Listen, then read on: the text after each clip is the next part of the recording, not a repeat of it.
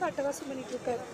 இந்த குடியால் என் 2 குழந்தைங்க நானும் நடுத்தெருவில் நிற்கிறோம். எங்களுக்குன்னு யாரும் கிடையாது. எனக்கு அப்பாவும் இல்லை, அண்ணன் தம்பிங்களும் சரியில்லை. எனக்கு 4 சிசரன் ஆயிருக்கு. 10 வருஷமாக இந்த சாராயத்தால் நான் சித்திரவதை அனுபவிச்சுட்டு இருக்கேன். என்னோட குழந்தைங்களும் சேர்ந்து ஒரு நாள் சாப்பிட்றாங்க, ஒரு நாள் பட்னியாக இருக்காங்க. என்னால் 4 ஆப்ரேஷன் பண்ணதுனால என்னால் எந்த வேலைக்கும் போக முடியறதில்ல.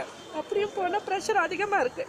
250க்கு மேலே. நான் ஒரு முஸ்லீம் பொண்ணு, மானத்தை விட்டு என்னோட சொந்தம் பந்தம் இப்போ பார்த்தா என்ன காரித்து போகலாம். ஆனால் என்னோட கஷ்டத்தில் யாரும் வந்து கை கொடுக்க மாட்டாங்க.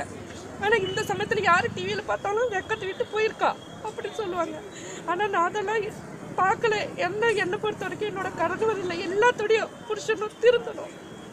எங்களால் பாதிக்கப்பட்ட எத்தனையோ பெண்கள் எத்தனையோ ஊர்ல இருந்து கஷ்டப்பட்டு நாங்கள் என்ன பாவம் பண்ணோம்? ஏன் எங்க வீட்டுங்களெல்லாம் குடிக்கணும்? எதுக்காக இதெல்லாம் நீங்க திறந்து வச்சிருக்கீங்க? உங்களுக்குன்னு ஒரு மனசாட்சி கிடையாதா? உங்ககிட்ட எல்லாமே இருக்கும். ஆனா எங்ககிட்ட இருக்கிறது வெறும் புருஷன் மட்டும்தான், அதை தவிர வேற எதுவும் கிடையாது. இன்னைக்கு என் கணவர் இறந்து போயிட்டாருன்னா என்னோட 2 சின்ன குழந்தைங்க இருக்காங்க. அதை கூட்டிட்டு நான் எங்க போவேன்? அதுக்கு நீங்க பதில் சொல்லுங்க. உங்க அரசாங்கம் பதில் சொல்லட்டும். இல்லை என்னால் முடிச்சா நிச்சயமாக சொல்கிறேன், ஒவ்வொரு சாராய கடத்தில் நானே எல்லாம் அடித்து நொறுக்கிடுவேன். என்ன அவ்வளோ நான் பாதிப்பட்டிருக்கேன்.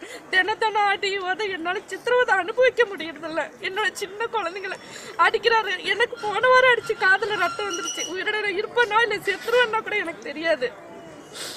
ப்ளீஸ் கை கூட்டி இந்த அரசாங்கத்துக்கு நான் வேணா காலில் கூட விழுறேன். இந்த சாராய கடைத்த ஓலிங்க எங்களால் முடியல. பட்னியாக செத்துடலாம், அது எங்களால் முடியும்.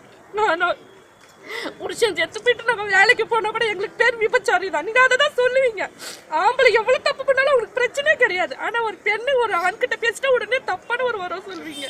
புருஷன் செத்த எங்களுக்கு இருந்தாலும் நிம்மதி இல்லை, இல்லைனாலும் இல்லை. அதனால கை கட்டி கொடுங்க. இது முதல்ல மூடுங்க, எங்களால் முடியல. உங்கள் பேர் ஊர்மா? என் பேர் ஷாமிலா, தருமபுரி.